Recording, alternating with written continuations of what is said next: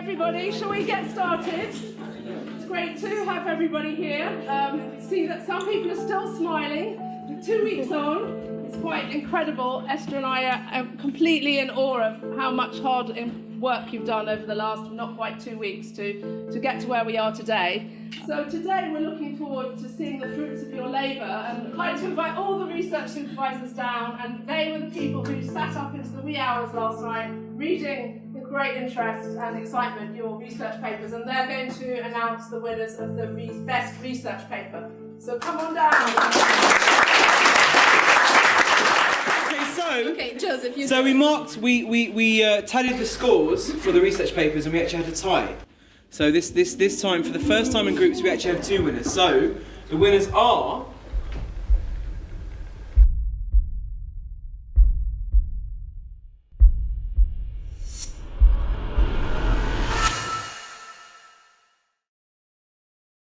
So my name's Claire Gordon, and I work in the Teaching and Learning Centre, and Esther. Today was the launch of LSE GROUPS. This is a programme which is now in its 6th year running at the LSE, where we put students, undergraduate students, in cross-disciplinary, cross-year groups of 5 to 6 people, and they get the chance to do a piece of original academic research.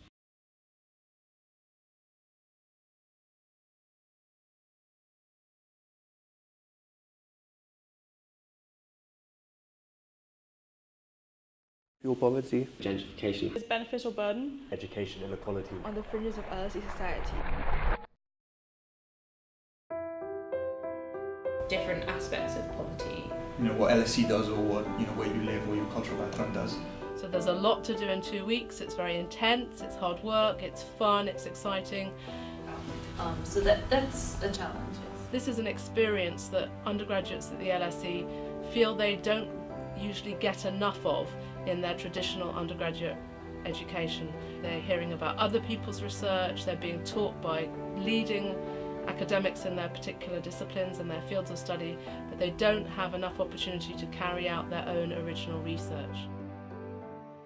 It's important that we have some ground rules, not in a petty kind of childish way, but in a very sensible way that will allow you to plan your time. I mean, there's basic things like you have to be here for the office hours. So the main thing we've done is overcoming challenges to do with certain people dropping out of the project, and teamwork challenges and the ability to compromise in many ways on kind of a task.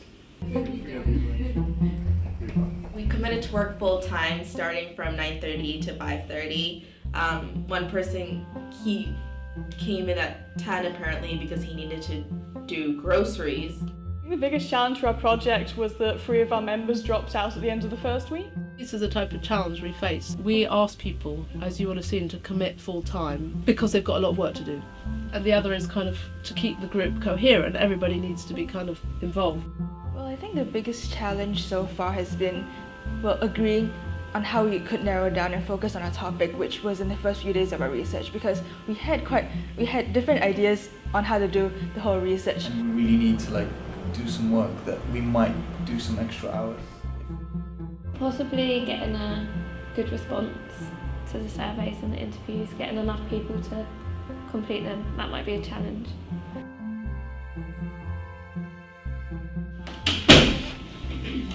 I'm assuming you're in the right room. Possible for us to record, possibly. We met with Kirsty, who's head of widening participations here at LSE, and we were talking to her about what barriers she thinks people, especially students from disadvantaged socio-economic background, might face in applying to uni and then once they get here. We might go wider than widening participation. Widening participation students aren't just from a low socio-economic background. In a very, very short period of time, they managed to identify by themselves a topic or 2 topics which are quite relevant, how the non-academic stuff experiences, how, let's say, people treat them, or how happy they are working at here at LSE. We went out to take out some survey for the cleaners, security and porters. but we have come across our first hurdle. It's been a lot tougher than what we thought. We thought people would be a bit more responsive towards this, but they're just like they blocked the door. They're not happy to help us in any manner or form. They're not telling us where we can go and whom we can talk to. So maybe we have to really sit down and think about it on how to get this data. I've done some interviews in the past before, but it was mainly with people I knew. So approaching someone, like knowing you're from a school and approaching an organization who is also a representative of the organization is kind of a different experience, because the things you're trying to get out from the interviewee is also quite different. We'll just take the transcript and not the actual recording, and the recording will be pretty much destroyed after we get the transcript, and everything would be kept anonymous, and all the data. Either do not pick up the call or they're busy. Yeah.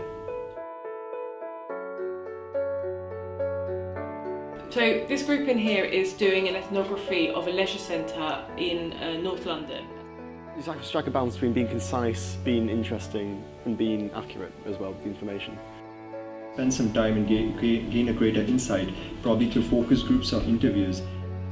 And today there's a couple of members of our group going out trying to interview people and ask questions with questionnaires. You have to kind of overcome that awkwardness, but I think we went to primarily the parks around the area we were walking around, which we thought was helpful because people weren't really busy doing anything. What kind of data they might want to be collecting, how they're going to actually collect that, so their methodology, and then thinking about some of the challenges and opportunities that we've discussed, as a supervisor, and they've discussed together and identified and come across along the way.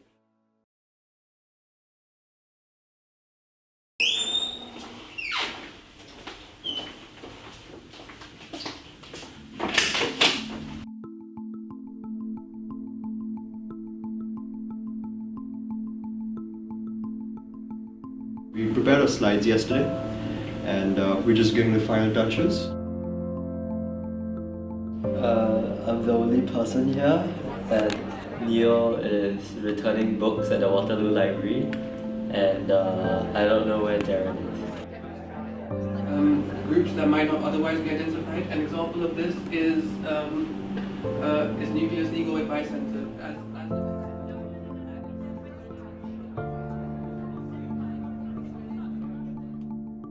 So today we're looking forward to seeing the fruits of your labour. I know I'm totally biased, but one of our supervisors last year described LSE Groups as the jewel in the crown of LSE education, and of course I am totally biased, but I also think it's true. What you've achieved seems to me to be very impressive, and I think it's worth taking a moment and speaking to that.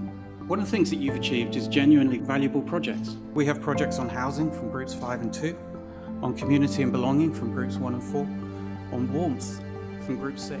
Coming in from the code, a case study of community engagement in tackling fuel poverty. Subjective inequality can very starkly be perceived at institutions that have high amounts of prestige and privilege.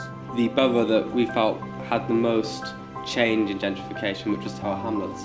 Socioeconomic differences would lead to differences in perceptions, and our research have the potential to fill up these two gaps. So this isn't simply a piece of research, but we like to think that this is also a story. It's a story of a community, it's a story of the challenges that community faces. The majority of people looking for higher skilled jobs in London. And then end a powerful statement: there is nothing inherently wrong with being rich or poor, and there should be no reason to be ashamed. I think the presentations so far have been fantastic.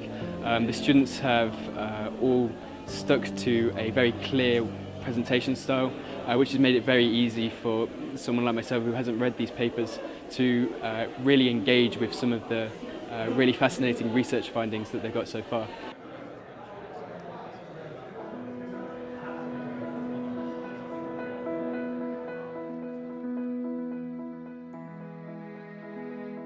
Actually find people to talk to was the most challenging part. Entire data collection process and sort of analysing all of that, we've only had half of our group working on that. A lot to do with not as much time as you think you have.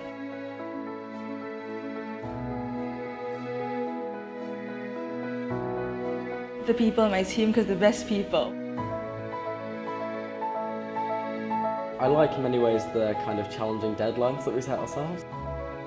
I'd like to invite all the research supervisors down, and they're going to announce the winners of the best research paper. So come on down.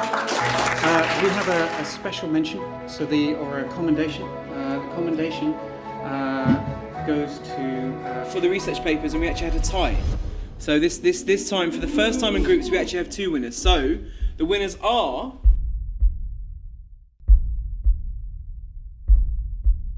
fuel poverty. Socioeconomic background students at the LSE. Spikes and hipsters.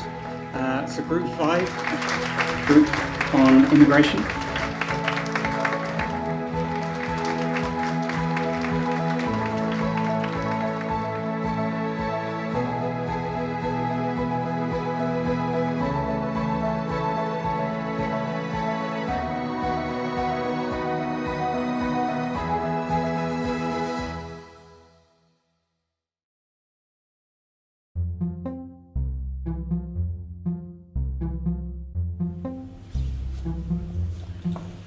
Can you just I just ran out of credit, so can you just run out of credit? It's the funniest moment. Saying that we were gonna win. Really? Yeah. Definitely. Yeah. I think we've got a really good topic as well this year. But I didn't win last year. But it's still worth it. Basically, we have I'll print some out. Basically, we have the possibility for you to plant questions for your group.